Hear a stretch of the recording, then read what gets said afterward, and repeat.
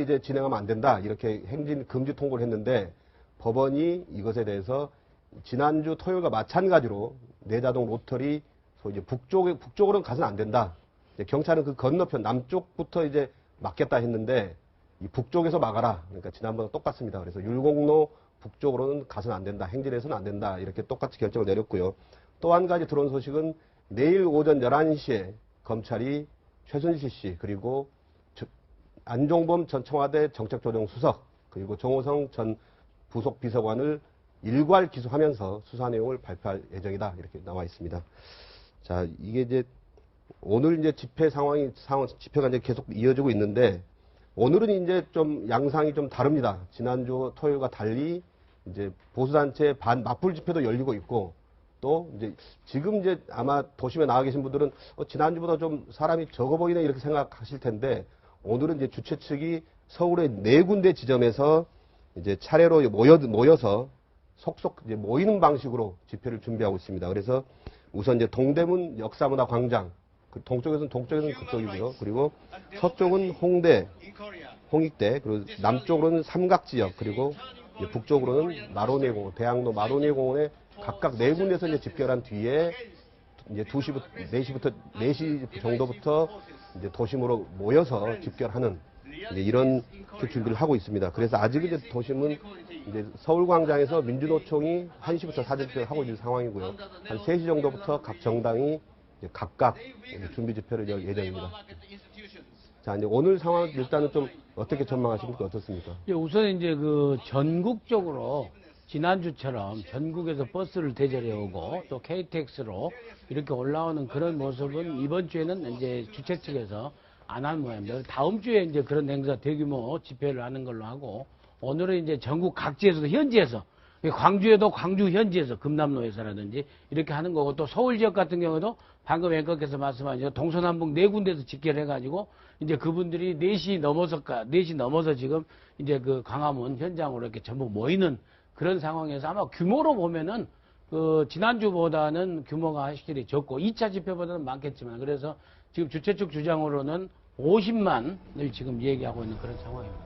날씨가 풀려서 촛불 들기 좋은 날인데 그것과 마찬가지로 날씨가 좋다 보니까 가을에 행락의 마지막 시즌이기 때문에 수능 끝나서 촛불 집회 가겠다는 사람도 있지만 수능 끝난 아들, 딸들 위해서 나들이 가는 사람도 많기 때문에 좀 지켜봐야 될 것 같고 다만 그 전통적으로 수도권에서 집중 투쟁을 한 다음에는 전국의 지방으로 그 열기가 확산됩니다. 그래서 오늘은 사실 부산하고 마산하고 대구 박근혜 대통령의 정치적인 그 자리 지지 기반인 영남에서 얼마나 모이는가가 상당히 관심이고 특히 부산에서 서면에서 오늘 집회를 하는데 아마 6월 항쟁 이상의 규모로 모인다고 하는데 그 귀추를 좀 봐야 될 것 같고요. 그래서 그 열기들이 이번 주는 지방으로 확산된 다음에 내주에 다시 서울로 상경투쟁을 하게 되면 아마 내주 다음 주 토요일에 아마 전국적 규모의 광화문 집결투쟁의 그 하이라이트가 되지 않겠냐라고 예측하는 것 같고요.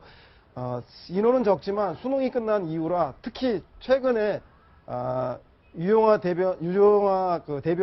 변호사의 그 박근혜 대통령에 대한 그 얘기들 그리고 친박과 대통령 주변에 있는 사람들의 강한 발언들 그리고 특히나 어제 교육부에서 발표한 정윤아 최순실 두 모녀의 대학 입시 비리에 대한 교육부 감사 결과가 발표됨에 따라서 국민들이 많이 공분하고 있기 때문에 의외로 자발적인 참여자가 많이 늘 수도 있다. 그래서 이따 6시 정도에 최종 집결한 시민의 인원을 좀 봐야지 그 규모를 좀 알 수 있을 것 같습니다. 그래도 걱정이 되는 부분이 지금 서울역 광장에 박사모 회원이 4,500명이 모여서 집회를 하고 있다는데 맞불 집회를 놓겠다는 셈인데 혹시 충돌할 우려는 없을까요? 충돌할 우려가 상당히 높은 게 사실이죠. 그래서 지금 뭐 경찰 병력들이 많이 그게 지금 이제 양측이 충돌을 막기 위해서 경찰 병력들을 많이 집중적으로 배치를 했다고 제가 얘기를 듣고 있는데 오늘 사실 그 평화로운 집회가 오늘도 계속 이어져야 지난주의 그런 100만 민심의 촛불의 그 의지가 계속적으로 이어갈 수 있기 때문에 사실 뭐 지금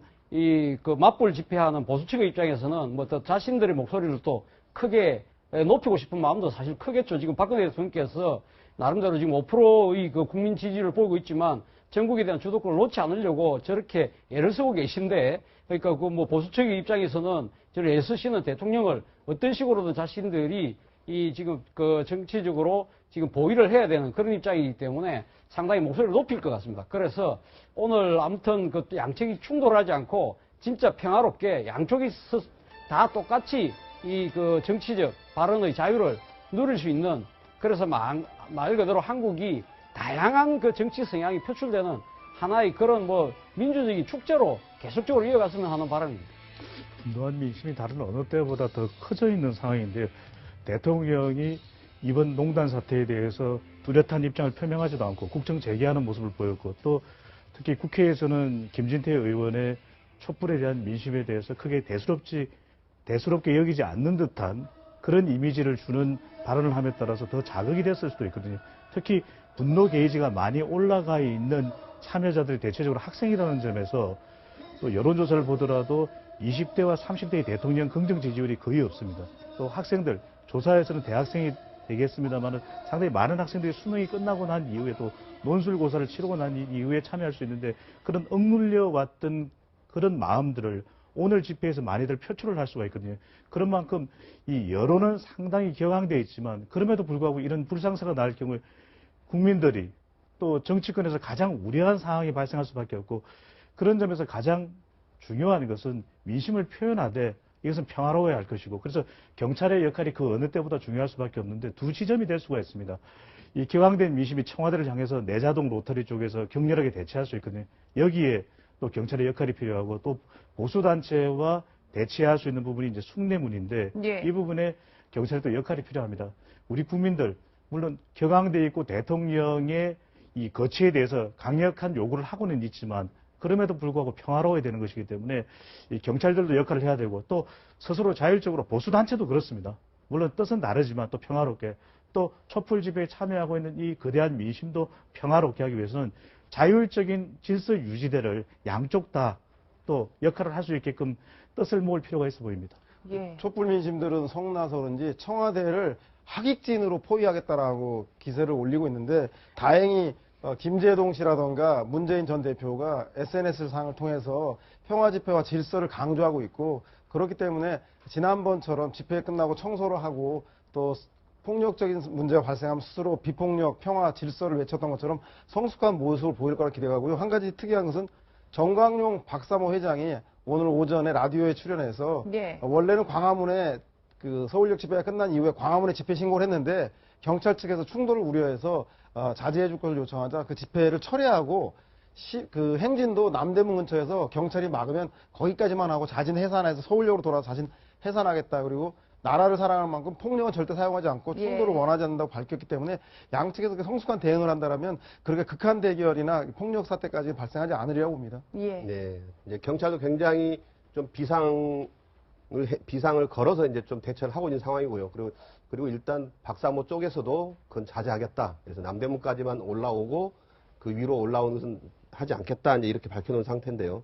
그리고 이제 현재 지금 내자동 로터리에 경찰이 이제 차벽을 설치하려고 준비하고 있는 상황입니다. 법원 결정에 따라서 지난번과 마찬가지로 소위 내자동 로터리에서 효자동 방향으로 청와대 올라가는 그 입구죠. 그러니까 경복궁 이 그 전면 광화문에서 쭉 연결돼 있는 선인데요. 이제 거기에서 차벽을 설치해서 이제 지난번과 마찬가지로 내자동 로터리에서 이 집회 참가자들의 청와대 방향으로 진행은 가로막겠다. 이런 예고 준비를 하고 있습니다. 이제 오늘 또 지난번처럼 과연 이제 어느 정도 또 내자동 로터리 충돌이 생길지 예. 또 좀 관심사인데, 좀 그 부분은 좀 어떻게 보십니까?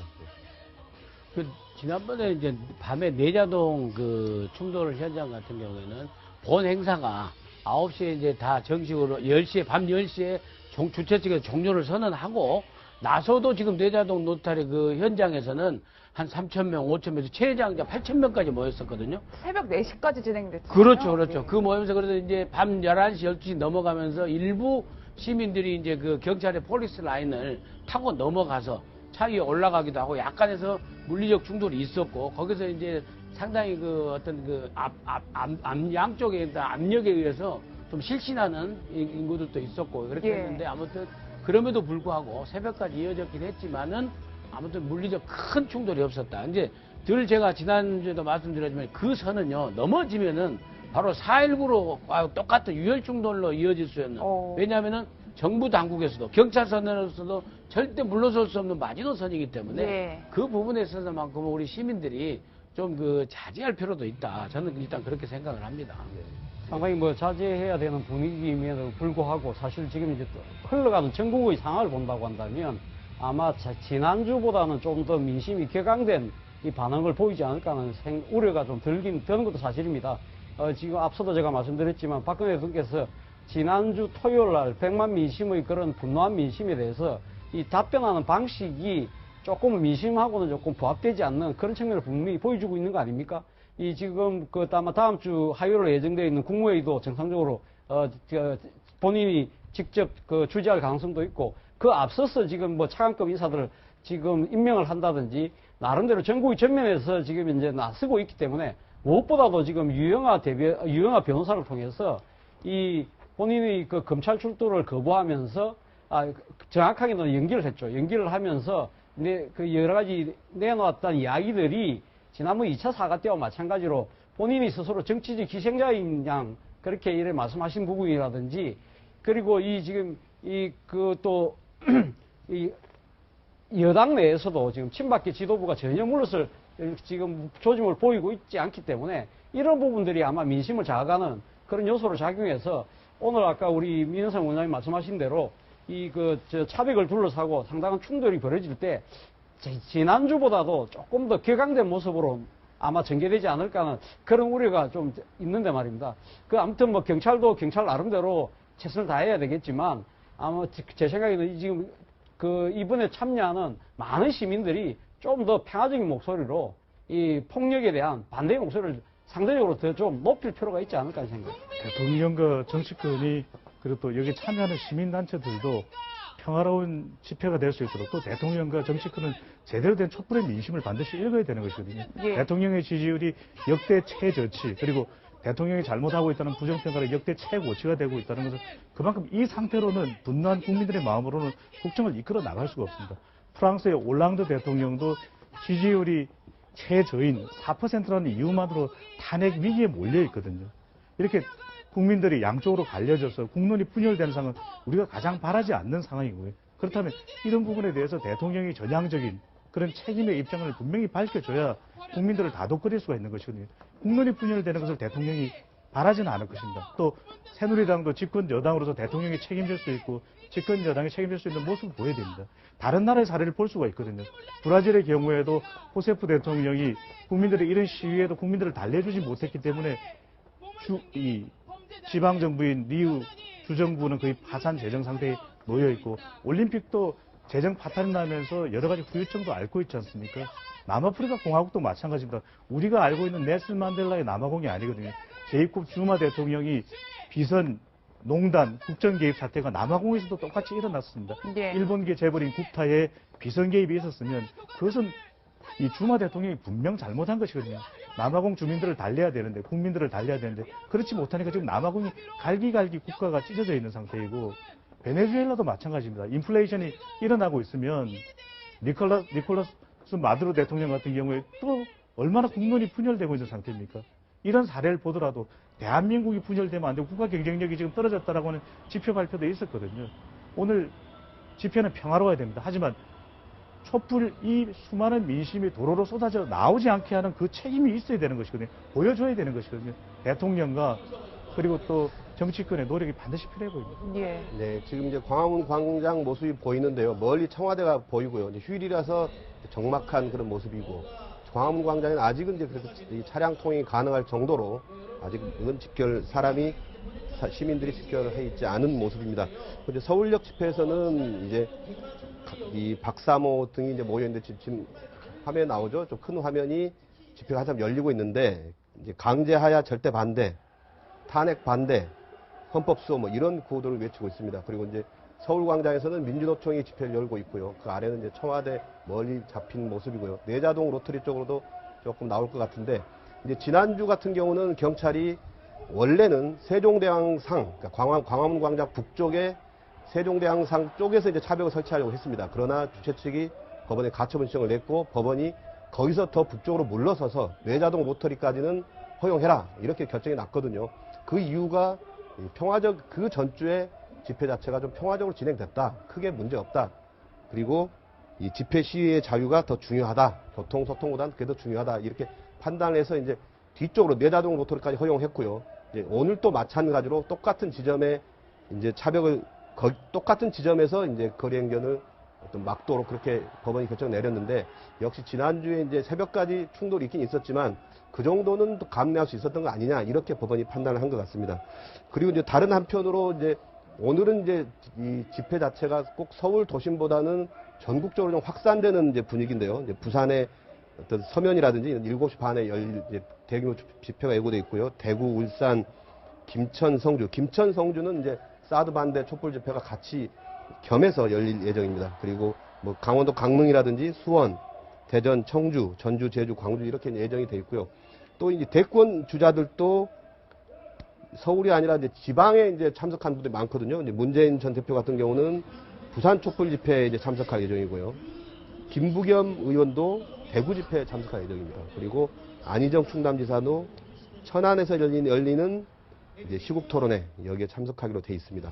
이재명 성남시장은 이제 광주로 가네요. 광주 5.18 민주묘역에 방문을 했고, 그리고 이어서 광주 집회에 참석할 예정이고, 소위 이제 안철수 전 대표와 박원순 시장만 이제 서울시장만 이제 서울 집회에 참석할 예정인데, 이런 것 뭔가 좀 의미를 갖고 움직이는 거겠죠, 행보는?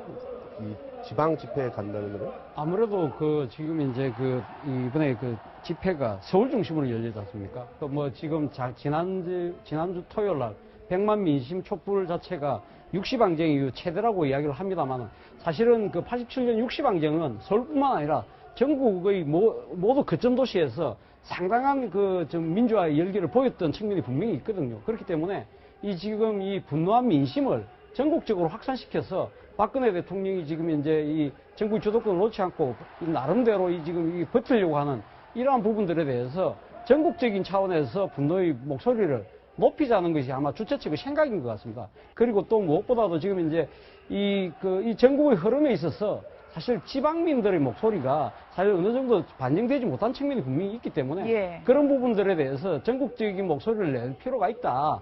그리고 지금 여론조사를 해보면 지금 박근혜 대통령의 지지율 자체가 지금 텃밭이라고 하는 TK에서도 지금 거의 5%대로 추락하니까 그러한 지금 이제 이 분노한 TK 민심, 지역 민심을 정치권이 나서서, 주최 측이 나서서 그걸 좀 부합시켜서 그걸 좀 더 끌어올리려는 그런 아마 의도도 있는 것 같습니다. 전통적으로 이런 대규모 집회 같은 경우는 6월 항쟁 때도 6월 10일 날 서울에서 전국적 규모의 집회가 진행됐고, 그리고 2주 후에 2주 동안은 지방 단위에서 격렬해지면서 다시 6월 26일 날 6.16 최루탄 추방 범국민 운동을 계기로 다시 서울로 에너지가 집결되는 것처럼 한 2주간은 지방 단위로 그 열기가 확산되는 기간이기 때문에 대권 주자들도 자신의 정치적 기반인 각각 문재인 전 대표 같은 경우는 부산으로, 그리고 이재명 시장은 지금 현재 야당의 전통적 지지층으로부터 인기가 많기 때문에 호남으로, 안희정과 김부겸 자기 지역인 충남과 대구에서 이렇게 각각 근거지 활동에 주력하는 것 같고요. 이 여세를 몰아서 아마 다음 주 정도 되면 다시 주말에 광화문으로 모두 집결하는 사전 징검다리로서 지방 자기 정치적 기반인 지역에서 시민들과 함께 촛불 행사를 참여하는 것 같다는 생각이 듭니다. 예, 민 원장님 지금 서울광장에 취재 기자의 속보에 따르면 심상정 대표와 박원순 시장, 박 전 비대위원장 그리고 추미애 대표가 참석을 해서 모두 발언을 이어갔다고 하는데 과연 오늘은 국민들에게 어떤 메시지를 전달하러 자리에 모인 걸까요? 예, 저기는 이제 본 행사는 아니고 한국노총이 하는 이제 사전 집회라 할까요? 그런 측면에서 좀 부담은 덜 하겠죠. 왜냐하면은 대규모의 시민들을 갖다 선동하는 그런 본 행사가 아니기 때문에 이제 한국노총의 자리에 가서 한다는 측면에서 좀 더 절제된 모습으로 메시지를 전달하지 않겠느냐 그렇게 생각하지만 앞에 이제 다른 팬들분들 다 말씀하셨겠지만은 박근혜 대통령이 너무나 버티기 때문에 예. 이제 자꾸 이렇게 버티면 안 되고 정말로 인정하고 약속했던 대로 검찰 조사라도 가서 정말 가서 받는 자세를 보여야지 검찰 조사를 어떻게든 버텨보려고 하고 나름대로 특검을 준비하고 전부 외치내치 전부 정상적인 거 아무 일도 없었던 것처럼 계속 행정을 갖다 국정을 운영해버리고 이런 모습에 대해서 오히려 국민들의 분노를 더 부추기는 분노를 갖다 더 불러일으키는 이런 그 박근혜 대통령의 행보에 대해서 강도 높은 그 비판하는 메시지가 나오지 않을까 저는 일단 이렇게 보입니다. 그럼에도 불구하고 이제 국민들은 뭐 촛불도 중요하기는 한데 뭐 어떻게 중요하지 않겠습니까? 그럼에도 불구하고 촛불보다는 시정 도정 이야기를 또 할 수도 있는 것이거든요.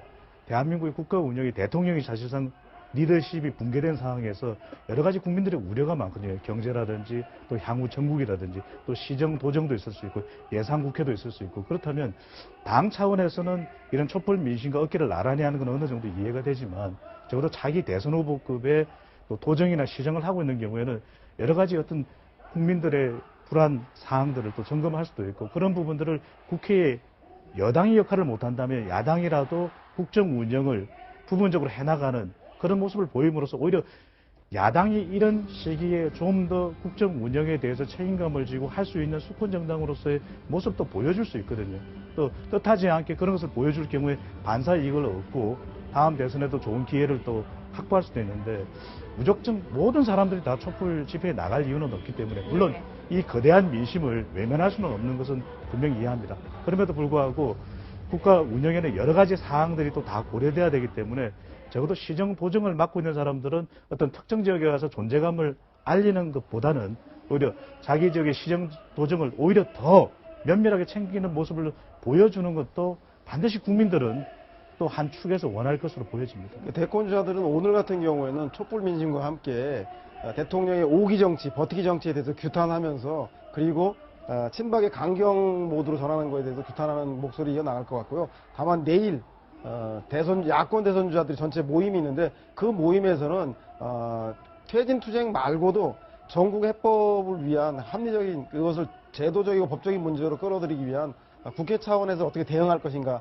라고 하는 수습책 또한 논의될 것 같다는 생각이 들지만 오늘은 국민들과 함께 박근혜 대통령의 오기 정치에 대해서 정권 퇴진에 대한 목소리를 힘을 실지 않을까 그렇게 예상해 보겠습니다. 네, 지금 현재 이제 경찰은 오늘 이제 서울 도심에 최대 한 8만 명 정도 모일 것 같다 이렇게 예상을 하고 있고요. 지난주는 한 20만 명 정도로 나중에 집계를 했었죠. 그래서 그보다 이제 한 반 정도 적을 거다 이렇게 이제 예상을 하고 있고요. 그런데 이제 지난주에도 토요일 날 이제 촛불 집회 때 청와대는 이제 비상근무하면서 상황을 좀 지켜봤고 그 다음 날 또 이제 한광호 비서실장 주재로 이제 수석비서관 회의를 열어서 이제 처음으로 청와대 반응이 나왔는데 그날 이제 좀 이렇게 국정의 어떤 뭐 소위 이제 빈 곳이 없도록 좀 더 열심히 하겠다면 이런 반응을 내놨거든요. 근데 이번 주도 마찬가지 아닐까 싶어요 보면 특별하게 뭐 새롭게 내놓지 않을 것 같은데. 사실 지난주 뭐 100만 민심이 모여서 한 목소리로 박근혜 대통령 퇴진을 이야기할 당시만 하더라도 저희들이 이 방송을 하면서 상당히 박근혜 대통령이 그러니까 이번 주 초에 내놓을 전국의 해법 방안이 도대체 뭘까? 상당히 지금 이제 박근혜 대통령이 선택할 수 있는 카드가 별로 없다. 그런 측면에서 상당히 지금 이 청와대의 참모진들이 밤새도록 고심할 거다. 그렇게 우리들이 전망을 했습니다만 박근혜 대통령이 내놓은 카드를 보면 오히려 상당히 여러 번 이야기했습니다만 상당히 본인의 전국 주도권을 놓치지 않겠다는 생각을 오히려 더 강한 것 같고요. 그런 측면에서 본다고 한다면 오늘은 오히려 100만 명보다 지금 경찰 추산대로 지난주보다 한 절반 정도 나온다고 한다면 오히려 지금 청와대 참모진은 좀 더 느긋한 자세로 아마 이 사태를 바라보고 있지 않을까 하는 생각인데요. 모르겠습니다. 그러니까 지난번 이 차벽을 둘러싸고 시위대와 경찰이 아주 치열하게 충돌하고 있을 때 나름대로 청와대 참모진들이 준비했던 여러 가지 전국 대응 방안들이 사실은 민심과 동떨어진 그러한 대책이었기 때문에 오늘도 만약에 또 그런 식으로 지난번 100만 명 모였는데도 이번 한 주 잘 버텼으니까 오늘은 뭐 지난주보다 절반 정도밖에 안 나왔으니까 더 여유 있게 지금 우리가 가지고 있는 기존의 방식대로 그냥 버티면 되겠구나 그런 생각할 가능성이 상당히 높아 보이는데요. 저는 그렇게 전국을 운영을 한다면 저는 상당히 큰 이 정치적 후폭풍에 휘말리지 않을까 하는 그런 우려를 지을 수가 없습니다. 대통령의 지지율이 3주 연속 역대 최저치인 5%가 나왔다면 그렇죠. 향후 이것을 어떻게 수습하고 할지 로드맵이 나와야 되는 것이 지극히 당연한 것이거든요. 국민들이 다음 주 더 커진 촛불 민심을 보여줄 가능성도 있는 것이 응답하라 청와대, 응답하라 박근혜 대통령 이 부분에 대한 충분한 응답이 없는 것이거든요. 도무지 이 부분에 대해서 국민들은 이해할 수가 없는 부분이 촛불 민심으로 이어지고 있는 것인데요. 과거 다른 정부를 보더라도 김영삼 전 대통령 때도 여러 가지 국가 재난 사태가 발생할 경우에 거의 조각에 가까운 개각을 통해서 책임을 지고 국면 전환을 하는 모습도 보였을 거예요.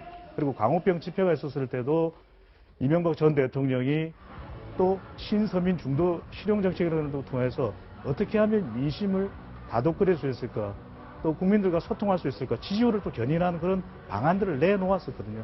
그러면서 이명박 전 대통령의 경우에는 라디오 대담이라든지 이런 것을 통해서 좀 더 노력하는 모습, 그것이 얼마만큼 효과적이냐 효과적이지 않느냐는 둘째 치고 그런 노력들을 보이는 것 자체가 국민들의 마음을 다독일 수 있는 부분인데, 이 경우에는 지금 젊은 세대들도 2030, 화이트 칼라 학생들로부터 거의 지지율이 없는 가운데 대통령의 어떤 로드맵도 없다라는 것은 사실 국내적으로도 그렇지만 국외적으로도 이 이웃 국가들이 또 동맹들이 이해하기도 참 쉽지 않은 그런 국정 운영의 모습이거든요. 참 이해하기 힘든 리더십일 수 있는 것이거든요. 반드시 이 부분에 대해서 응답이 되어야 되는 것은 지극히 당연해 보입니다. 예. 네, 그래서 이제 지금 이제 화면에 나오고 있는 것은 이제 서울시청 광장에서 열렸던 이제 민주노총 사전 집회가 끝나서 네. 광화문 광장 쪽으로 이제 이동을 하고 있습니다. 네. 이제 시청 광장에 한 14,000명 정도가 모여 있었는데 이제 경찰 추산입니다. 이제 이게 이 사람 시위 집회 참가자들이 광화문 광장 쪽으로 이제 속속 이동을 하고 있는 모습입니다. 그리고 이제 방금 말씀하셨지만은 박근혜 대통령이 이제 다음 달로 예정돼 있는 이제 한중일 정상회담에 참석하겠다 이런 쪽으로 청와대 얘기를 했거든요. 예. 근데 일반 시민들의 좀 걱정이 거기서 이제 시진핑이라든지 그다음에 시진핑 주석이라든지 아베 총리가 박근혜 대통령 어떻게 맞을까? 이제 물론 이제 각국 정상이기 때문에 어떤 예정된 대로 뭐 이제 준비된 대로 진행이 되겠지만 뭔가 좀 원래 이제 특히 한중일 정상회담 같은 경우는 좀 정례적으로 하기도 하고 사실은 또 뭔가 좀 긴밀하게 터놓고 이야기할 수 있는 어떤 주변에 아주 가까운 이웃 국가들이기 때문에 뭔가 이제 그런 스킨십도 중요하고 그런 이 정상회담인데 이게 좀 과연 뭔가 제대로 대화가 되겠느냐라는 걱정을 좀 하거든요. 예. 그렇죠. 그 정상들이 한중일 정상회담에 만나면 아니 에이펙 때는 왜 안 오셨어요? 이렇게 물어볼 것 같은데 제가 볼 때는 에이펙은 당시에 그 북핵 실험이 있는 과정에서 했기 때문에 그 당시에 대통령이 참석하지 않고 위중한 상황이기 때문에 총리가 대신 참석하겠다라고 미리 그 각국의 양해를 구했다, 에이펙은. 하지만 한중일은 우리나라가 이번에 오랜만에 개최되고 한국이 호스트가 되는 회담이기 때문에 빠질 수가 없어서 간다라고 얘기는 하고 있으나 그 당시에는 그런 북핵 위기고 지금 북핵 위기가 해결된 것도 아니기 때문에 그런 논리는 좀 궁색할 것 같다는 생각이 들고요. 대통령이 이렇게 그 외교 일정을 추진하는 것도 좋지만 국내 산적한 문제에 대해서 해결하지 않는다라면 해외에 나가서 해외 정상들도 국빈으로서 존중하고 예우하지 않고 제가 볼 때 다음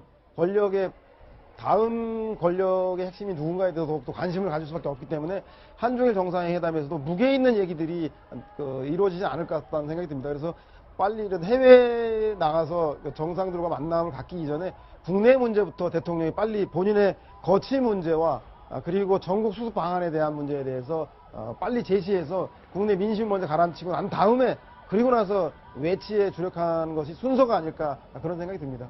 사실 네. 어제 한교안 총리가 에이펙 참석자 패로로 출발하지 않았습니까? 뭐 지금 들리는 말에 의하면 한교안 총리가 에이펙에서 다자간 정상회의, 이 다 모이는 정상회의만 하지 실제 개별 단독 그 회동하는 거는 딱 하나 있다고 그럽니다. 페루 부통령하고 그 만나서 대화하는 거 말고는 없다고 그러거든요. 그러니까 말 그대로 지금 이 에이펙 회의가 시작된 지가 벌써 23년째입니다. 23년째인데 23년 동안 대한민국 대통령이 참석하지 않은 경우는 이번이 처음입니다. 물론 아까 우리 세양호 소장 말씀대로 이번에 뭐 북한 핵실험이라는 아주 중대한 뭐 여러 가지 안보적인 위기가 있기 때문에 안 간다는 것이 청와대 공식적인 해명이긴 합니다만은 아무래도 지금 이제 최순실 씨 국정농단을 둘러싼 여러 가지 의혹들에 지금 발목이 잡힌 거예요.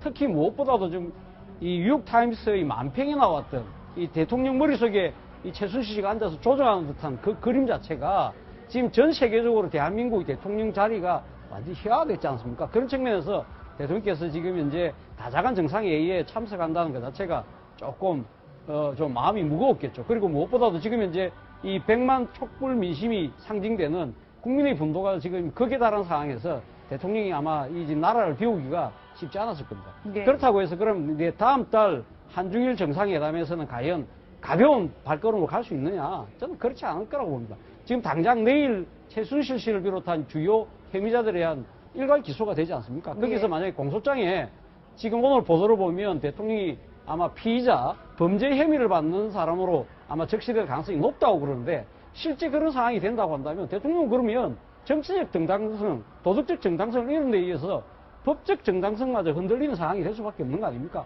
그런 상황에서 과연 우리나라를 대표해서 우리의 이웃인 중국과 일본하고 과연 격이 없는 대화를 할 수 있을까요? 그런 측면에서는 상당히 우려되는 측면이 분명히 있습니다. 지금 아까 우리 앵커께서 말씀하신 대로 한중일 정상회담은 뭐 최근에는 이 양국 간의 좀 삼국 간의 약간 문제 때문에 주춤한 측면이 있었지만 그동안 쭉 이 삼국 간의 긴밀하게 협조를 하면서 주요 현안들을 진짜 이 머리를 맞대고 이야기하는 그런 자리인데 과연 그 지금 중국의 정상, 일본의 정상이 과연 박근혜 대통령하고 머리를 맞대고 그렇게 이야기할 정도로 이 지금 이제 자신들이 이 그렇게 성의를 보일까요? 그런 측면에서 본다고 한다면 사실 지금 이제 뭐 내치도 걱정입니다만은 이 지금 외치도 상당히 우려되는 측면이 없지 않아 있습니다. 네. 예. 실제로 박근혜 대통령이 8일 만에 공식 석상의 모습을 드러냈잖아요, 어제. 그 점도 굉장히 의미가 크다고 볼 수 있을 것 같아요. 예, 이제 의미가 큰 것은 박근혜 대통령 측면에서는 흔들리지 않고 계속해서 헌법과 법률이 정하는 범위에 대해서 대통령직을 수행하겠다라는 예. 그런 버티기의 의미가 있는 거고, 또 시민들이나 이 야권 측면에서 보는 의미라는 것은 참 박근혜 대통령이 해도 너무하네. 이 정도의 민심을 읽었으면은, 그리고 검찰 조사도 응하지 않으면서 저렇게 버티기 전략으로 나오는가, 더 촛불을 더 많이 켜야 되겠다라는 그런 그 시민들의 또 어떤 그 힘을 갖다가 결집시키는 그런 또 의미로 작용할 수도 있는 그런 모습이 아닌가 이렇게 시작됩니다. 그래서 저는 이럴 때일수록 정말 그 정치권에서 현실적으로 유혈 충돌까지 가서 시민혁명으로 그것이 유혈 충돌에 어떤 성과를 내지 않을 바에는 정말 헌법과 법률이 정하는 범위 내에서 평화적으로 해결을 해야 될 거 아니겠습니까?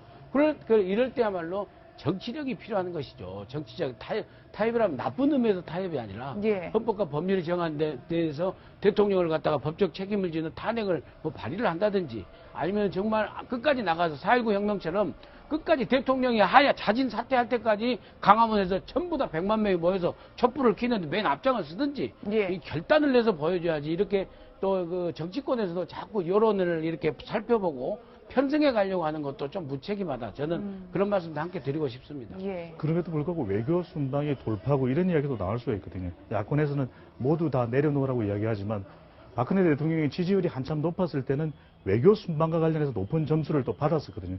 또 중국의 시진핑 주석하고는 아주 뭐 긴밀한 관계, 또 아주 더 특별한 관계 때문에 더 부각될 수도 있어서 지금의 국민들의 민심은 싸늘하지만 그럼에도 불구하고 시간이 지나면서 다음 달 한중일 정상회담을 했을 때 중국의 시진핑 주석이 환대를 할 경우, 그리고 한미일 동맹이 중요하기 때문에 아베 총리가 그래도 박근혜 대통령의 여러 가지 사정들을 이해하는 그런 모습을 정상회담에서 보여줄 때, 또 위안부 관련, 또 한일 군사정보협정 이런 부분에서 아주 전향적으로 박근혜 대통령에게 힘을 실어주는 모습을 보일 경우에 보수층이 말 그대로 샤이 박근혜라고 하는 그런 숨어있는 이 대통령에 대한 지지층들이 나타날 가능성도 배제할 수는 없는 것이거든요.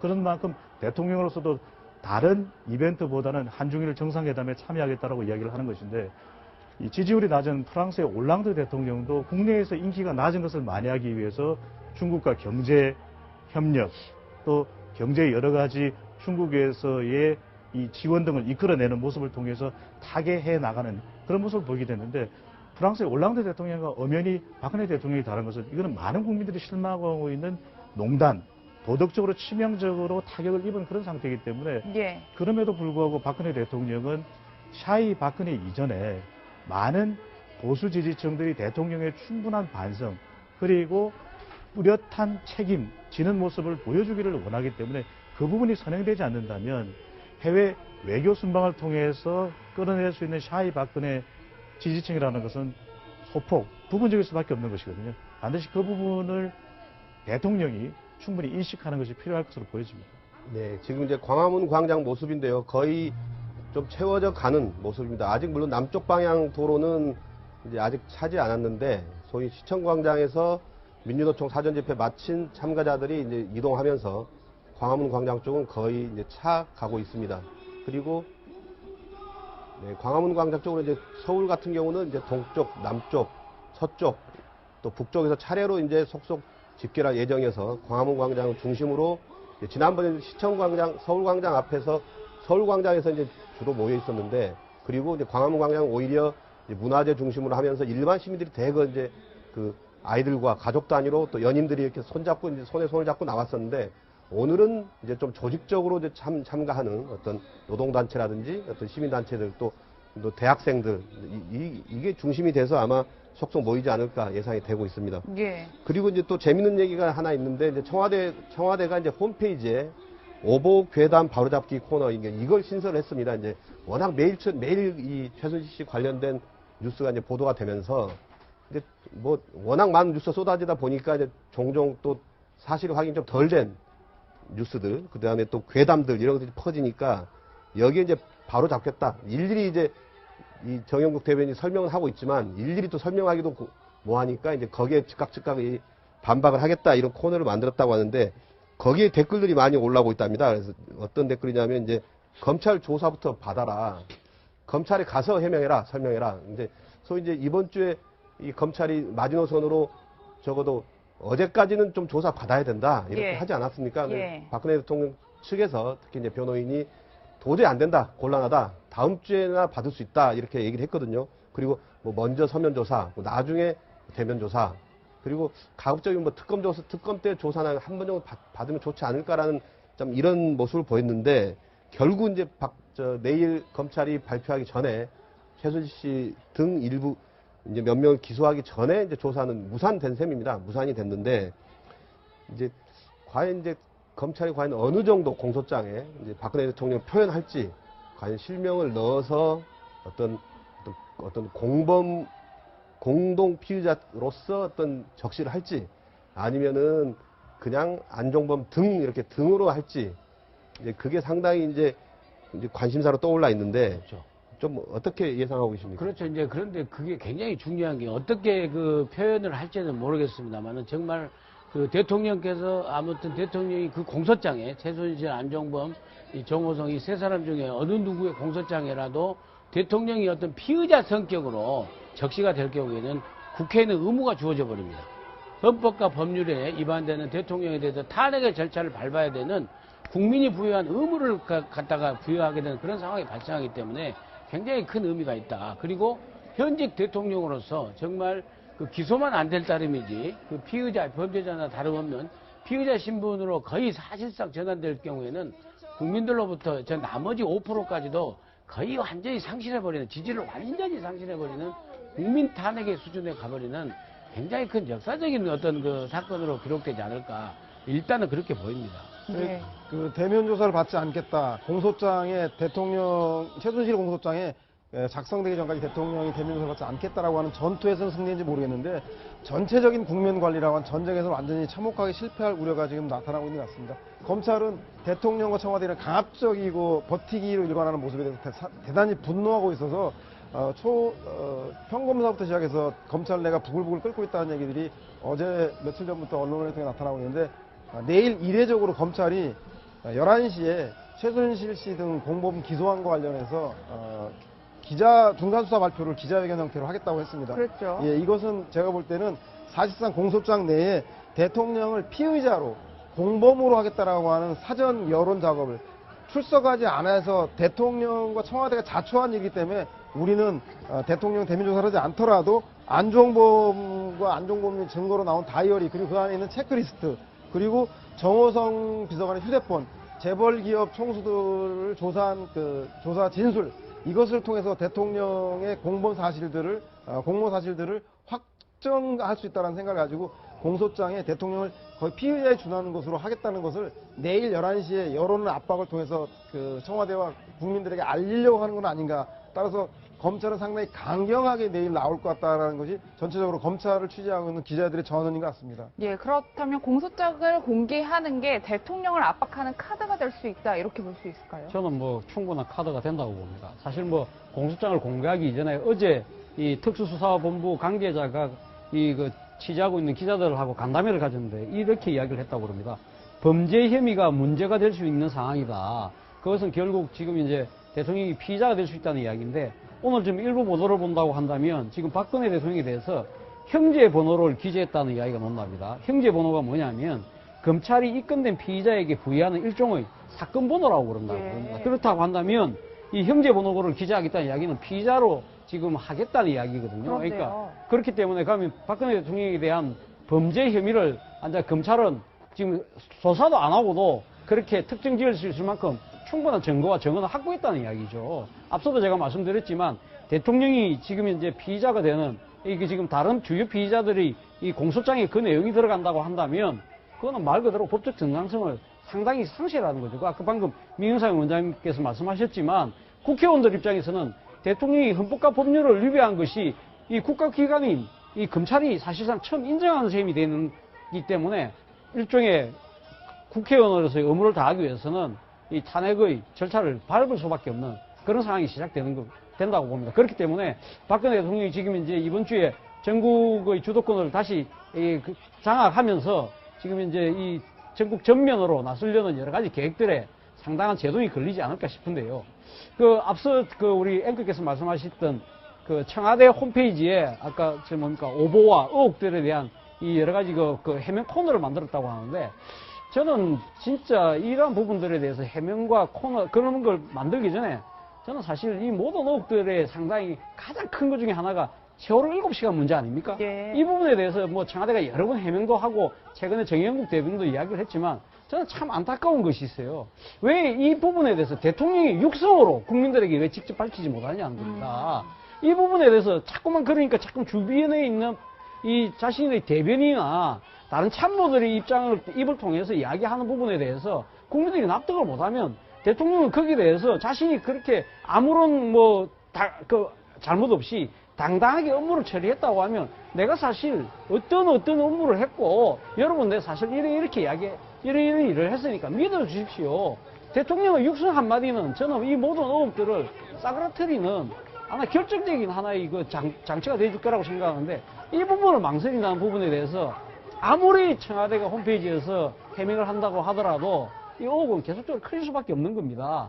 지금 뭐 대통령 둘러싼 건강 문제를 둘러싼 여러 가지 이야기들이 있지만 이것들이 결국은 7시간하고 다 지금 기울려고 있는 거 아닙니까? 이 부분들이 계속적으로 확대 전국되면서 진짜 오히려 더 이 지금 이제 혼란스러운 전국에 일종의 뭡니까? 더 기름을 붓는 그런 역할을 하고 있다는 측면에서 본다면 청와대가 근본적인 대책을 좀 더 이 강구하는 차원에서 대통령이 국민 앞에 나서서 이 부분에 대해서 육성으로 자신의 입장을 밝히는 그런 조치가 조속히 있었으면 하는 바람입니다. 여론상으로 보더라도 공소장의 대통령 관련성은 적시될 수밖에 없을 것으로 보여지는데 왜냐하면 검찰의 신뢰와 직결되기 때문입니다.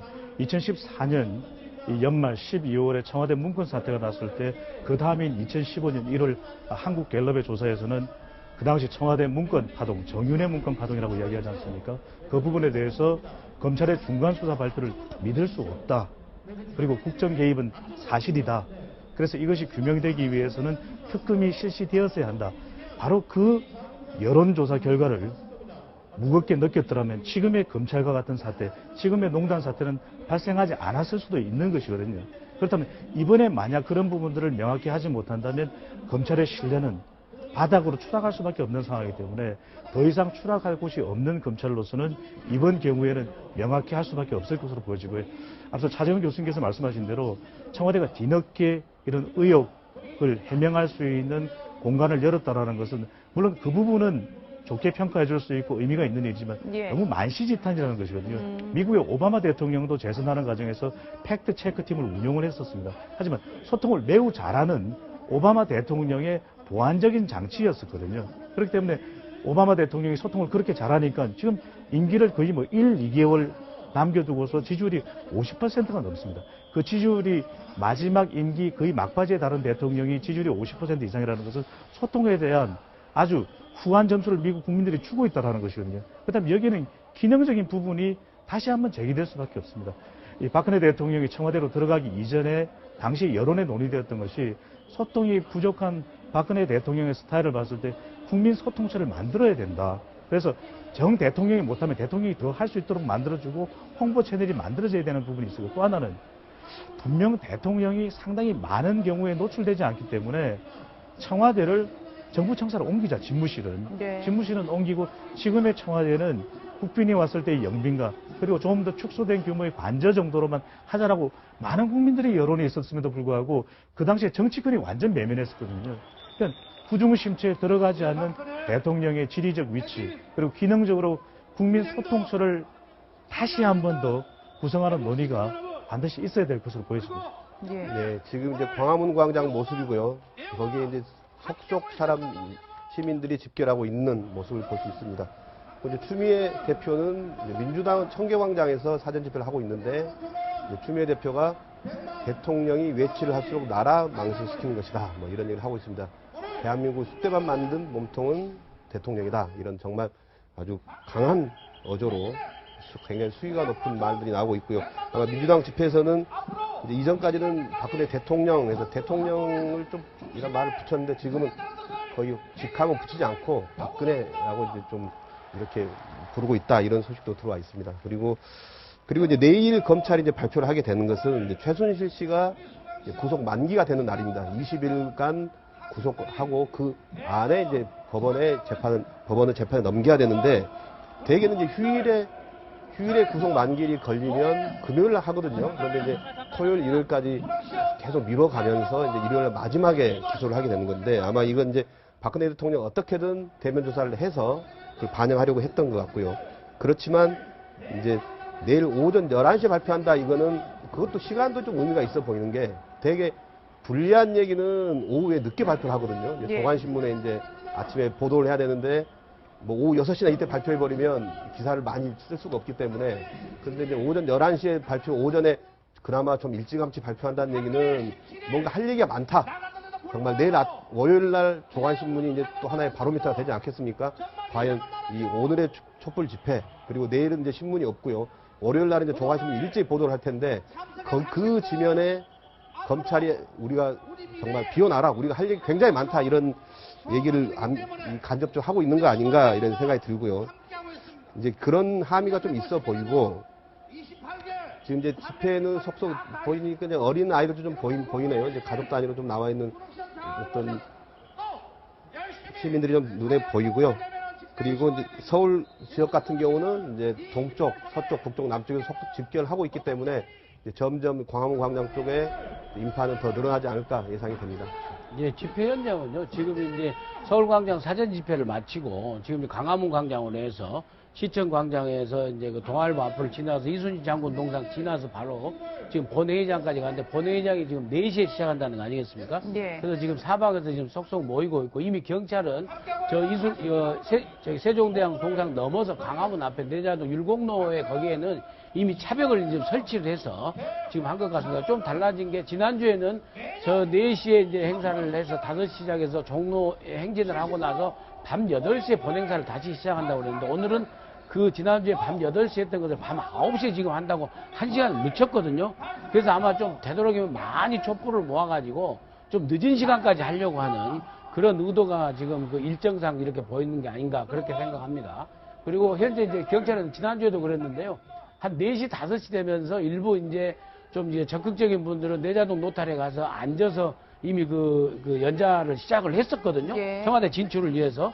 근데 지금은 이제 그 인파는 아직 안 보이고, 이 경찰 차벽만 지금 내자동 노타리에 차벽을 지금 설치하고 있는 그런 상황이 모양입니다. 네. 국민하객진을 어떻게 설치하려고 하냐면, 그 주최 측에 따르면 이순신 장군 동상 뒤에가 세종대왕 동상이 있고, 그렇죠. 세종대왕 동상 뒤에 내가 현판이 써 있는 광화문이 있고, 그 앞길이 율곡로입니다. 예. 그리고 광화문 뒤가 바로 청와대인데, 그 청와대로 가기 위해서는 광화문을 기점으로 바로 왼쪽 골목길이 내자동 길이고, 한 블록 더 가면 효자동 길, 그리고 오른쪽으로는 삼청동 길이 있습니다. 예. 그래서 삼청동, 내자동, 그 효자동 길까지를 전체적으로 포위해서 청와대를 하객진 형태로 넓게 길게 포위하겠다고 하는 건데, 지난번처럼 불상사로 이어지지 않길 바라고요. 그리고 본인 하객진을 펼쳤던 이순신 장군의 동상이 지금 충무로에 서 있지 않겠습니까? 그래서 어려울 때 국난의 위기에서 나라를 구한 이순신 장군의 선조의 지혜처럼 우리 시민사회의 국민들도 성숙함을 보여서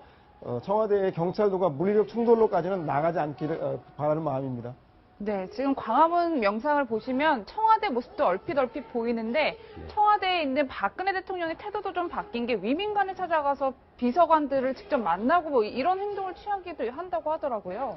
그러게 말입니다. 그러니까 지금 박근혜 대통령이 사실 이 지금 참모들하고 이렇게 만나는 것 자체를 많이 꺼려왔다는 거 아닙니까? 예. 지난번 이 국회에서 나온 이야기이긴 합니다만 지금 문체부 장관이 조윤선 장관이 이 정무수석으로 있을 때 한 번도 독대를 못했다. 뭐 그런 이야기를 했는데 그렇죠. 뭐 그런 걸 보면 사실 뭐 박근혜 대통령이 상당히 태도가 지금 많이 바뀐 것이 아니냐는 생각을 저도 들긴 듭니다.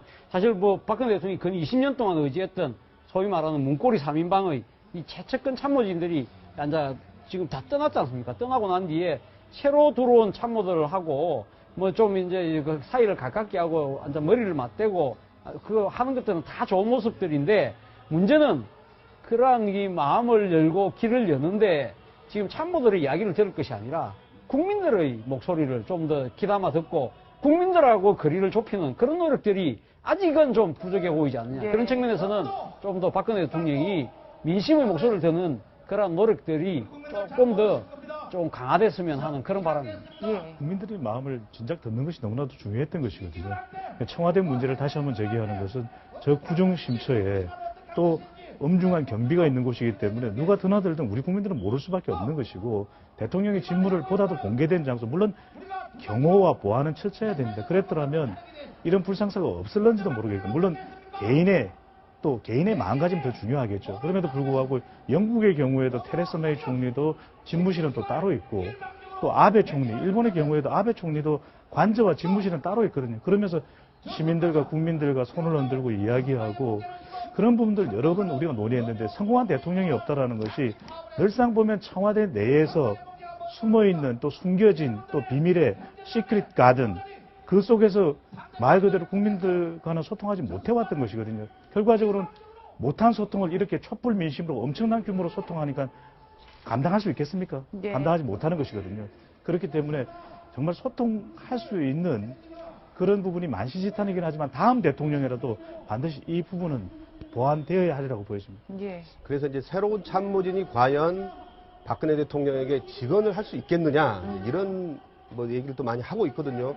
그래서 오히려 이제 과거 문고리 3인방이라든지 뭐 최순실 씨 같은 경우는 워낙 이제 수십 년 동안 가까운 사이였으니까 이런 얘기 저런 얘기 다 했고 또 말벗이 됐다고 하는데 과연 이제 새로 채워진 참모진이 과연 이제 직언을 할 수 있겠나? 지금 상황에 대해서 정말 바른 소리 할 수 있겠느냐? 이제 이런 그 얘기도 있었는데 최근에 이제 재밌는 얘기가 그거에 있었죠. 뭐냐면 이제 옛날 이제 박근혜 대통령의 아버지죠. 박정희 전 대통령의 아주 옛날 청와대 때부터 그 오랫동안 부속실에 근무했던 오래된 그 측근 이제 연로하신 분이겠지만 이분이 이제 박지만 회장에게 전화를 해서 정말 동생인 네가 지금 가서 예. 누나에게 정말 좀 지금 민심도 강함없이 전달하고 또 이런 그 상황에서 위로도 좀 해주고 이런 게 좋지 않겠느냐 이렇게 얘기했는데 박지만 회장이 제가 어떻게 가서 얘기합니까? 제가 가서 누나에게 얘기하면 누나에게 찾아가면 네가 뭘 안다고 그러느냐 이런 소리 할 겁니다. 그러니까 못 갑니다. 이런 얘기까지 나왔거든요. 그래서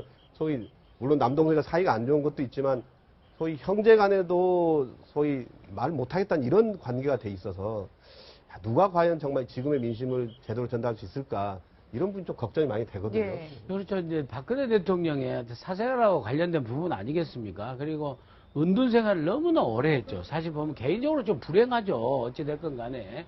아버지가 대통령이었긴 했지만은 어찌됐건 그 흉탄에 다 잃고 20대 후반 나이에 동생 둘 데리고 그렇게 수많은 사람들 독재자의 딸이라고 그렇게 비판을 받으면서 혼자 18년을 갖다 은둔 생활을 할 적에 그래서 최태민 씨 일가하고 최순실 씨한테 너무나 마음을 열었던 거죠. 그게 지금 대통령이 당선된 이후에도 지금 와가지고 이 사단이 지금 벌어진 게 아니겠습니까? 국정농단까지.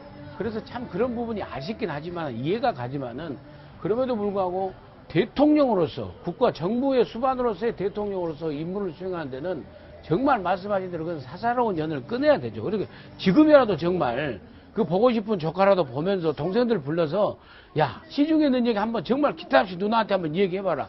이런 그 소통의 자세가 없으면 이 국물 그 촛불의 민심을 얘기하겠습니까?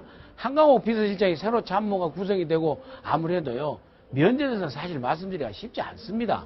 그리고 뭐 인품이 워낙 훌륭하시긴 하지만은 신임 비서실장님도 사실 박근혜 대통령의 말씀을 들어주고 어떤 심기를 갖다 하는 그런 측면에서의 더 역할이 있었으면 있지, 실질적으로 쓴소리 갖다 하고 그런 품성, 그런 성품은 또 아니신 걸로 제가 알고 있습니다. 네. 물론 이제 뭐 능력은 있으시지만 그런 측면에서 신임 참모들도 그 참 기대하기는 좀 적지 않겠느냐. 그리고 심지어 아까 우리 차 교수 말씀하셨지만은 그 지금 현재 그 신 7인에 뭐 9 7인에 하지만은 그분들도 지금 말씀을 지금 못하고 있지 않습니까? 그런 측면에서 참 답답하긴 하지만, 그런데 이럴 때일수록 정말 그 새누리당에서 정말 그 한번 면담 요청을 해서라도 친박 비박할 것 없이 정말 새누리당 국회의원 전원이 대통령한테 찾아가서 이러시면 안 된다라고 하는 그런 것도 저는 한 방편이라고 생각을 합니다. 예.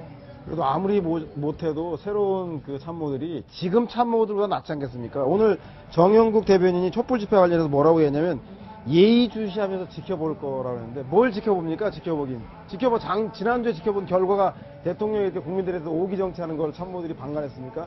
정말로 마지막 대통령을 잘 모신다라고 한다면 직을 걸고 이렇게 국민들이 또 모여서 주말 이 아까운 시간에 국민들이 모여서 영령을 소모하느니 대통령의 진퇴를 분명히 하고, 그리고 검찰의 조사 결과에도 빨리 나가서 수사받고 탄핵 절차 밟아서 거치 문제와 전국 수책에 대해서 빨리 건의하는 게 참모들의 역할이지, 촛불 집회를 예의주시하며 지켜보겠다고 하는 건 뭔지. 그래서 지난주보다 좀 적게 모였으면 대통령님 적게 모였으니까 버티면 이깁니다 이렇게 얘기하려고 하는 참모들인지, 제가 볼 때는 이 참모들이 먼저 정신 차리고 대통령한테 세수를 세 부대에 담는다고 일괄 사표를 내서 대통령이 새로운 국정의 참모를 맞이할 수 있도록 그런 새로운 각오를 보여야 될 때가 아닌가 생각이 듭니다. 그리고 한 말씀 더 드리면은 정말 무슨 오보와 의혹에 대한 무슨 괴담에 대해서 무슨 일일이 해명하는데 그 시간에 대통령 7시간에 차라리 해명하는 게 더 낫죠. 그렇지 않습니까? 예. 이게 물론 청와대 지금 입장에서는 아주 작은 의혹이 기정사실화돼가고 그런 측면에서 안타까운 측면이 있겠지만은 더 본질적인 측면에서 모든 의혹이 지금 하나하나 사실로 밝혀지고 있기 때문에 사실과 의혹의 담장을 갖다 무너뜨리는 것은 바로 박근혜 대통령이고 최순실 씨였지 않습니까? 그런 본질적인 문제를 갖다 바라보아야지 아주 작은 부분에 대해서 무슨 오보와 괴담에 대해서 해명을 한다라는 이런 태도를 가지고 지금 이 난국에서 대통령을 참모를 갖다 보좌를 한다? 저는 정말 납득이 안 갑니다. 네. 의혹의 혹을 떼내는 것은 충분한 설명이 이루어져야 되는 것인데, 충분한 설명이 이루어지지 못하면 국민들은 뭐 1분, 9분 이렇게 너무 짧게 충분하게 해명되지 않는, 이해될 수 없는, 소통될 수 없는 그런 과정을 통해서 더 큰 의혹으로 발전하게 되면 국민들은 의혹이 아니라 그 다음 단계는 냉혹해질 수밖에 없는 것이거든요. 국민들이 지금 대통령에 대해서 더 큰 촛불 민심으로 가고 또 촛불 민심으로 다가가고 이것이 자칫 평화로워야 되는데 더 큰 불상사가 있지 않을까라고 우려하는 것은 대통령의 낮은 지율의 부정적인 평가 이후로 정직성 문제가 대두되기 시작을 했거든요. 정직성 문제가 대두되기 시작하면은 국민들의 촛불 집회가 평화롭기 이전에 이 분노가 더 커져서 과격해질 수가 있다는 것입니다. 실제로 이 박정희 전 대통령이 여러 가지 대통령이 되는 과정에서 논란에도 불구하고 국민들로부터는 역할 또 좋은 평가를 받는 전직 대통령 아닙니까? 그러면 그만큼 또 딸인 박근혜 대통령에 대해서 또 기대를 한 만큼 그런 상응한 좀 모습을 보여줘야 되는데, 실제로 유사한 사태가 이 필리핀에 상당히 불운했던 여성 대통령이 글로리아 아로요 대통령이거든요. 본명은 마카파갈이기 때문에 아버지가 마카파갈 대통령이 이 대통령 또 부녀 대통령이었습니다. 그래서 이 박근혜 대통령하고 비교되게 됐는데, 이 아로요 대통령도 이 거짓 또 부정직성 이걸 통해서 아주 불운한 마지막 대통령의 임기를 맞았었거든요.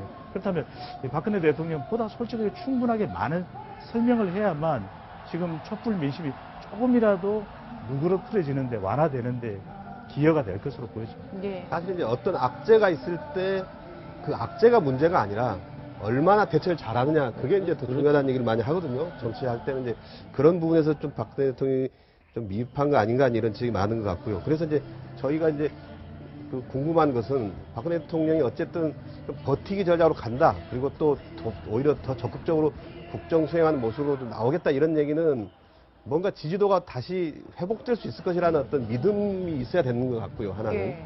그런데 이제 그러나 또 부정적인 게 지금 특검법이 통과가 돼 있고 그래서 이 최장 4개월까지 할 수 있지 않습니까? 그래서 한 12월 중순쯤 출범을 하게 되면 내년 4월 초까지 이게 특검 조사가 이어진다는 것이고 또 국회에서 국정조사가 열리면 또 이제 불러서 출석해서 답변해라 이렇게 청문회 비슷하게 추궁을 당할 거란 말이죠. 그래서 예. 벌써 이제 올 겨울 12월, 1월, 2월, 뭐 3월 이때까지도 계속 이 상황이 이어질 수도 있는 그런 점이 사실 국민들이 볼 때는 야 이거 빨리 좀 매듭이라도 지어졌으면 좋겠는데 예. 이 상황이 정치적으로 타결이 되지 않고 계속 이게 되풀이 되는 게 과연 이거 나라만 멍드는 거 아니야 이런 걱정이거든요. 그래서 이런 부분들은 좀 어떻게 보십니까? 그래서 지금 이제 대통령께서 사실 이 모든 사태를 어떻게 자초한 측면이 분명히 있는 거 아닙니까? 그렇다고 한다면 대통령에게 가장 큰 책임이 있는데 이 책임을 결자이지 차원에서 본인이 풀어야 될 문제를 어떻게 보면 지금 이제 모면하려고 일종의 정치적 꼼수를 쓴다는 것이 많은 비판하는 사람들의 목소리거든요. 사실 대통령 입장에서는 지난주에 사실 국정을 놓다시피 하고 제일 처음 이 내각이 지시한 것이 LCT 문제입니다. LCT는 지금 뭐 이 부산에 지금 해운대에서 가장 크게 사업을 벌이면서 이 소위 말해서 부산의 정치적 기반을 둔 여야의 정치인들이 다칠 수 있다. 그런 측면에서 아마 대통령께서 뭐 본인의 또 이 참모 중에 한 사람도 지금 유력하게 또 이 혐의자로 지금 거론되고 있긴 합니다만은 내 수족을 좀 잘라낸다 하더라도 이 지금 그 부산 지역의 기반을 둔 여야 정치인들에게 타격을 입히겠다. 그런 뭐 속셈으로 지금 이 지시를 했다는 것도 상당히 많은 이 관측통들의 평가 아닙니까? 예. 그렇다고 한다면 대통령께서는 아마 LCT라는 사정 드라이브를 통해서 예를 들면 자신에게 집중되는 정치적인 여러 가지 시선들을 분산시키는 것과 동시에 또 하나는 저 보수층을 겨냥한 여러 가지 정책 아젠다들을 계속 이제 강하게 밀어붙일 그 공산이 크다는 거죠. 예를 들면 이번 주에 발표가 났습니다만은 이 사드 성주의 그 골프장과 성주의 그 사드 배치 지역에 롯데 골프장하고 지금 이제 국유지를 지금 이제 맞교환하기로 합의를 했다는 거 아닙니까? 그리고 지금 또 다음 주 화요일 날 예상되는 이 국무회의에서 대통령께서 지금 이 통과시키려고 하는 것이 한일 군사보호협정 그 부분도 지금 사실 야당이 강력하게 반대하고 있지만 그러나 보수 진영에서는 그것이 필요하다고 이야기하는 부분들이 분명히 있거든요. 그리고 지금 목전으로 다친 국정교과서 문제 이런 여러 가지 보수적인 아젠다들을 국정 아젠다를 갖고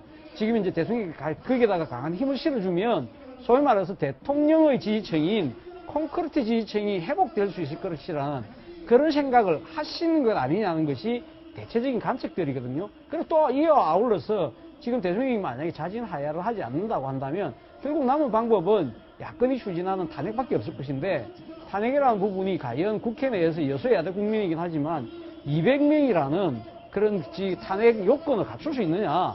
그리고 또 하나는 설사 국회에서 탄핵이 가결된다 하더라도 헌법재판소에 가서 그것이 지금 현재 인용이 될 것이냐 부분.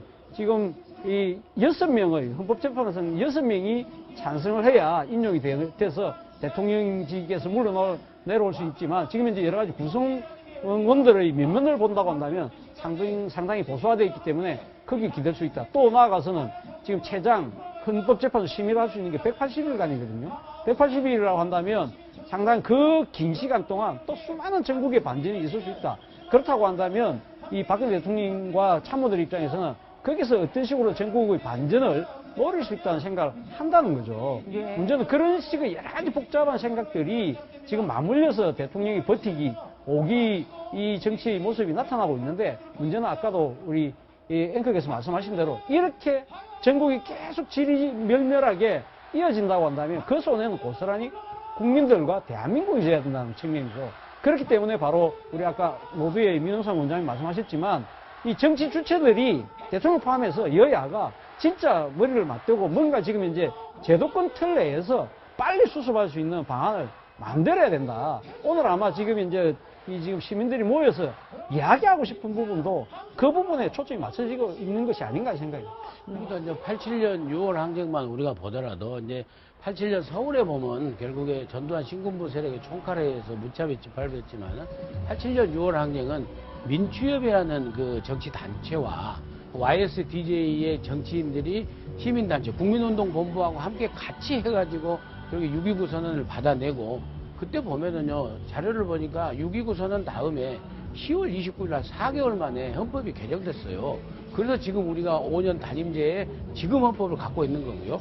그 다음에 그 4.19 때만 해도 이 허정 내각 수반이 들어서서 4.19가 나고 4월 26일 날 이승만 대통령이 하야를 하시고, 그 다음에 보니까 6월 29일 날 한 3개월이 채 안 돼서 헌법이 개정돼서 아예 상하 양원제로 해서 내각제로 해서 장면 내각을 출범시키는 그런 정치적 영향을 보였습니다. 그래서 이런 때일수록 정말 그 특히 야권의 정치인들이 해야 되고, 그 다음에 여권에서도요, 정말 그 무작정 이정현 대표하고 각을 세워서만 게 아니라, 예. 여권에 뭐 국회의장 지내신 보수 언론들분 있지 않습니까?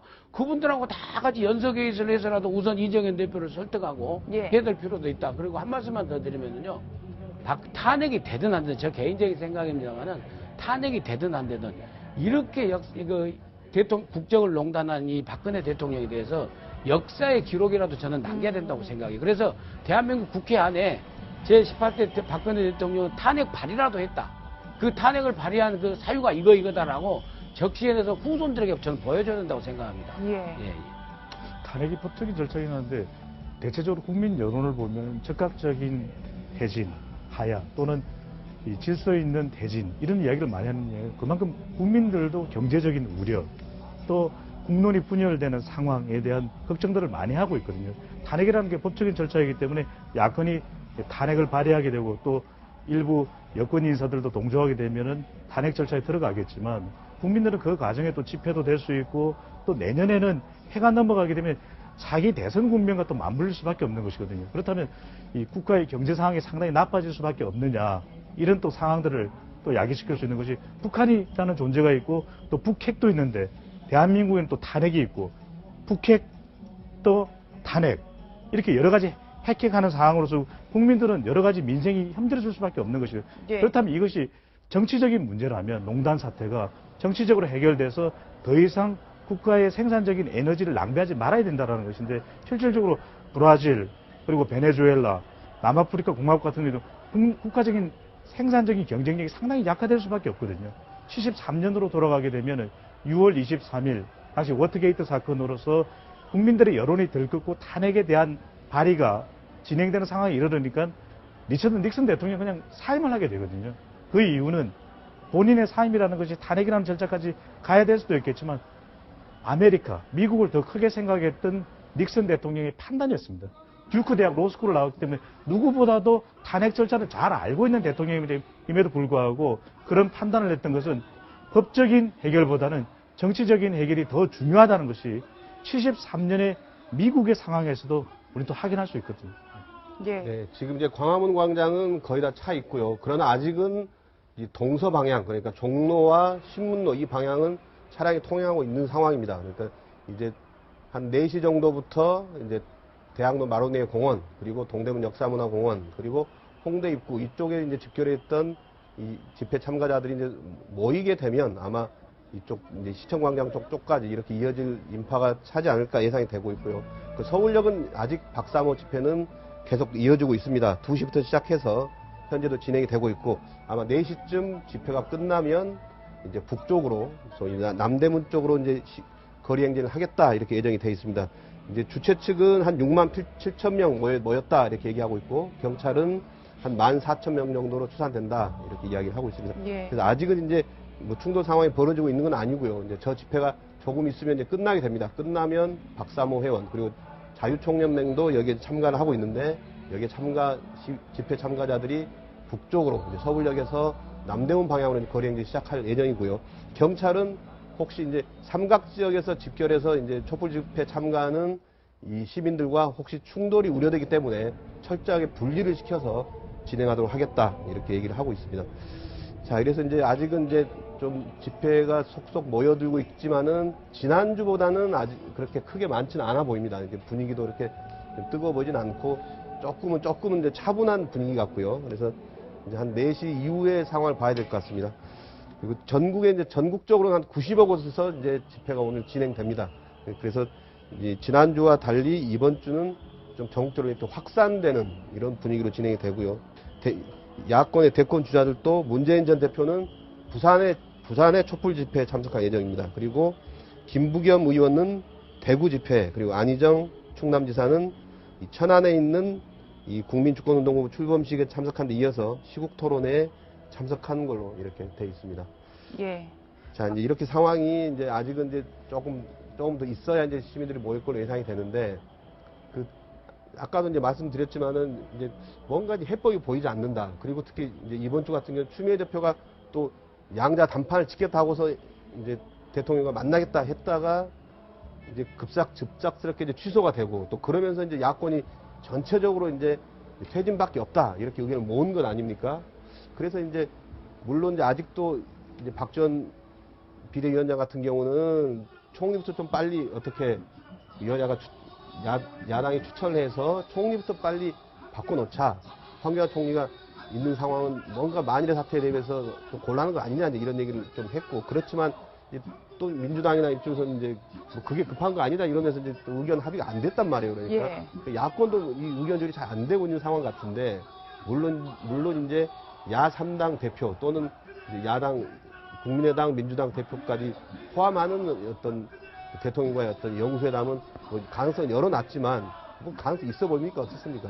내일 일단 그 야권의 대선주자들이 전체적으로 회동을 한다고 하니까 좀 주목해서 지켜봐야겠다는 생각이 들고요. 사실상 현재 청와대와 여당은 국정 운영의 리더십을 완전히 상실하지 않았습니까? 국정 공백 상태인데, 그렇기 때문에 야당의 역할이 그 어느 때보다 중요하다. 특히 야당이 국민과 함께하는 촛불의 민심과 함께하고 있기 때문에 더욱 그렇다. 그래서 지금 퇴진 투쟁과 퇴진을 현실화시키기, 법적 제도적으로 현실화시키기 위한 탄핵에 돌입하는 이런 네거티브 방식을 함께 진행하면서 더불어서 국정 운영의 공백에 있는 상황을 보충하기 위한 야당의 역할이 되게 중요할 것 같다는 생각이 듭니다. 특히 대통령을 대체할 수 있을 만한 국정의 전체적인 리더십을 새롭게 세워야 한다는 문제점이 있는데, 제가 그래서 야당이 내일 그 대선 주자 회의에서 대선 주자가 나서서 이 퇴진 투쟁을 주도하게 된다면 당리당략으로 국민들이 오해할 수 있는 소지가 많기 때문에 내일 회의에서 수습책으로 거국내각을 이끌 총리라던가, 그것이 대통령과 합의를 하든 말든 간에 그 무너진 국정 운영의 리더십을 세울 수 있는, 여야 보수 진보를 아우를 수 있는 그런 국가의 리더십을 갖출 수 있는 사람을 세우는 것이 시급한 문제가 아니라, 이 점에 있어서 야당도 퇴진 투쟁과 탄핵 투쟁이라는 네거티브 방식 말고 국민들에게 국정 운영을 안정감 있게 해나갈 수 있다는 그런 책임감을 보여주기 위해서라도 거국내각에 대한 후보자를 빨리 야3당이 합의해서 국민들에게 내놓는 것 또한 전국 수습책의 중요한 방향이 될 거라는 생각이 듭니다. 예, 뿐만 아니라 박지원 비대위원장이 오늘 SNS에 이런 글을 올렸어요. 김기춘이 최순실을 몰라 푸하하 진짜 웃겨. 한마디로 박 대통령이 40년직인 김기춘 전 실장이 최순실 씨를 하늘의 맹세코 모른다고 이야기한 건 어불성설이다, 이런 뜻이라고 볼 수 있겠죠? 예, 근데 오늘 아침 이제 동아일보에도 상세하게 나와서 저도 자세히 봤습니다. 그런데 이번에 그 최순실 씨의 국정농단 사이에 뒤에 김기춘 전 비서실장의 그림자가 또 김기춘 비서실장이 있다는 것은 이제는 삼척동자도 다 아는 얘기입니다. 예. 동아일보 오늘 아침 꼭 안 읽어봐도요. 근데 그런 의미를 이제 강력하게 좀 파헤치기 위해서 박지원 비대위원장이 SNS에 글을 올린 것 같습니다. 근데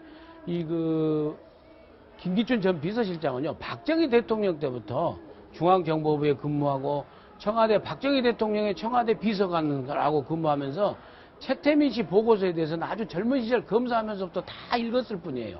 그리고 또 박근혜 대통령이 은둔의 세월을 할 적에 최순실, 최태민 씨가 가까이 할 적에도 이 김기춘 비서실장이 다 알았었고, 그 무엇보다 가장 최근에 물러나기 전까지 박관천 경제 정윤회 문건, 소위 정윤회 문건의 내용은 빼버리고, 내용에 사실 최순실 씨의 이 행적이 다 들어있었던 거 아닙니까, 일부? 근데 그 내용은 빼버리고 문건 유출로 갖다가 사건을 완전히 물꼬를 바꿔버린 장본인이 바로 김기춘 당시의 비서실장이에요. 당시의 비서실장이 김영한 민정수석을 완전히 왕따시키고 우병우 민정비서관을 직통으로 바로 연결로 가지면서 이 문제를 정윤회 문건의 유출 사건으로 완전히 바꿔버린 거 아니겠습니까? 예. 그런 측면에서 박지원 비대위원장이 그런 점을 아주 날카롭게 꼬집고 있는 SNS 글이다, 저는 그렇게 봅니다. 사실 오늘 동아일보 보도를 보면 지금 그때 2013년도 7월 말에 그 박근혜 대통령이 진해 제도로 휴가 갔을 때 뭐 같이 갔다는 이야기가 있는데, 사실 그 이전에 2006년도에 박근혜 대통령이 그 독일에 갑니다. 독일에 갈 때 그때 수행해서 갔던 의원들 중에 한 분이 김기춘 비서실장이거든요. 그때 당시 지금 뭐 보도에 의하면 정윤회 최순실 씨도 같이 동행했다는 거 아닙니까? 그때 그렇죠. 교민들이 네. 그렇게 지금 주장을 하고 있는데 예. 본인은 가서 못 봤다는 거거든요. 그러면 과연 이 지금 사실은 그때 독일행이 상당히 중요했던 이유가 독일에서 박근혜 대통령이 2007년도 대선에 대한 출마를 사실상 공식적으로 선언하는 네. 아주 그랬죠. 중요한 정치적 대선 출마를 행보이기 때문에 했죠. 아마 제 생각에는 정윤회 씨와 최순실 씨도 상당히 비선의 입장에서는 아주 중요한 정치적인 행사가 되기 때문에 같이 갔을 거라고 봅니다. 그런데 이 누구보다도 박근혜 대통령의 여러 가지 사생활에 대해서 70년대 중반부터 누구나 잘 아는 김기춘 당시 의원이 가면 이 자신이 어떻게 보면 주군을 삼고 있는 그 박근혜 의원이 지금 아주 정치적인 뭔가를 지금 선언하는 데 있어서 같이 온 사람들 동향을 파악 못했다? 그건 정말 김기춘답지 못한 그렇죠. 행위죠. 안 그렇겠습니까? 그런 측면에서 본다고 하면 자기 몰랐다고 그러는데 뭐 지금 김종 차관이 최순실 씨 어떻게 만나냐 지금 검찰에 지수했지 않습니까? 예. 지금 김기춘 비서실장이 소개로 갔다. 그러니까 김기춘 비서실장이 하는 이야기가 제정신이 아닌 것 같다고 이야기한다는데 예. 과연 뭐 이 부분에 대해서 아마 곧 진실은 밝혀질 거라고 그것 생각합니다. 말고도 최순실 있는 곳에 항상 김기춘이 그림자같이 나타났어요. 옛날에 왜 경남기업의 성완종 회장이 10만 불인가 준다고 할 때 독일 여행 갈 때 독일하면 네, 메모를 누굽니까? 남겨놨죠. 2006년. 예, 독일하면 바로 최순실이고 그 다음에 이대를 또 김기춘 비서실장이 방문했다고 하는 목격자 진술이 나타나는데 이대하면 이게 정유라 아닙니까? 차움병원이 뭐 어딥니까? 최순실 씨 성형수술 의혹 그 병원 다니는 보녀가 다니는 병원 아닙니까? 여기도 김기춘 씨 그 부부지간에 일본에서까지 가서 시술을 받고 온 것들이 드러나고 있는데 이렇게 최순실이 있는 곳에 항상 나타나는 사람이 바로 김기춘 비서실장인데 40년 동안 박근혜 대통령을 두고 한 사람은 공식적으로 한 사람은 비공식적으로 활동해왔는데 그것을 모른다? 더더군다나 최태민 보고서를 작성할 당시에 중앙정보부에 있었고 청와대에 있었던 사람인데 모른다? 진짜 지나가다가 소가 웃을 일이고 개가 웃을 일이라서 아마 박 전 대표가 그런 SNS상에다가 투하하라고 쓰는 건 바로 그런 정황 때문인 것 같습니다. 예. 네, 김기춘 전 비서실장과 관련된 의혹은 저희가 이제 다른 시간에 보다 집중적으로 다룰 예정이고요. 이제 현재 이제 광화문 광장에 속속 이제 집결 시민들이 모이고 있습니다. 그리고 서울역 광장에서는 박사모 집회 이게 계속 열리고 있는 상황입니다. 오늘 말씀 여기서 마치겠습니다. 네, 고맙습니다.